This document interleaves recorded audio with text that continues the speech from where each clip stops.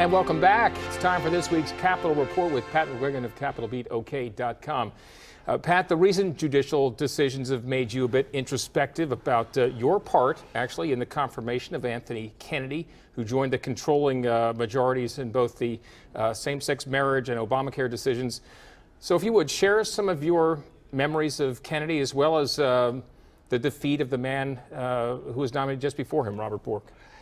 Yeah, I supported Robert Bork with all my heart and soul when he was nominated to the Supreme Court 28 years ago on July 6, 1987.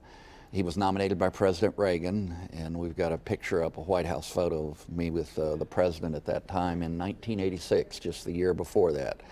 I value that memory a lot. You know, in the last 100 years, I think Bork was the legal thinker closest to the philosophy of James Madison, the father of the U.S. Constitution. Bork was the closest to Madison in understanding the design of the constitutional structure for a system of limited government, liberty under law. When Bork was nominated, Senator Ted Kennedy rapidly went to the Senate floor and delivered what was the worst, most unfair, unjust floor speech ever delivered in the Senate in my lifetime, that I'm aware of at least. Bork was portrayed as some kind of a monster, and over the course of the weeks that followed his nomination, opponents spent $10 million compared to about $1 million by the folks that supported him. The final vote was 58 to 42.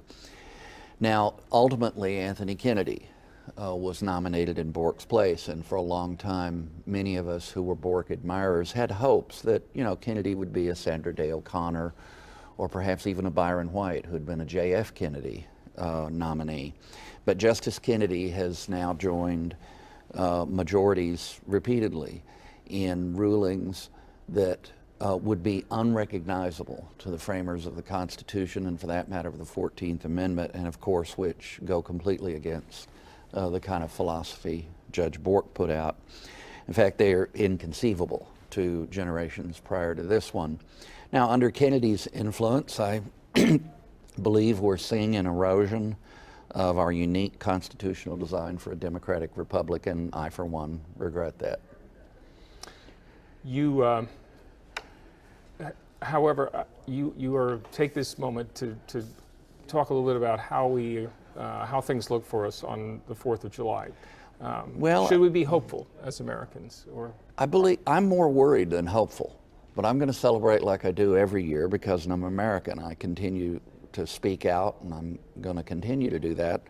I'm deeply concerned over the decline of economic liberty in our country, the elite-driven disdain for traditional values and morality, and the steady collection of national, state, and local policies contrary to that Madisonian design that I mentioned. As long as we still live free, I encourage us to love one another, discuss things in a civil manner, but I'll continue to lift up men like Bork and Reagan, and women like Jeanne Kirkpatrick, who was an Oklahoman, as models of the kind of country we can still be.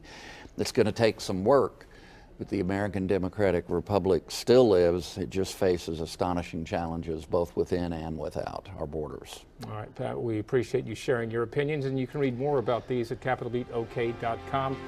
For Pat McGuigan, I'm Alex Cameron. Have a happy 4th of July.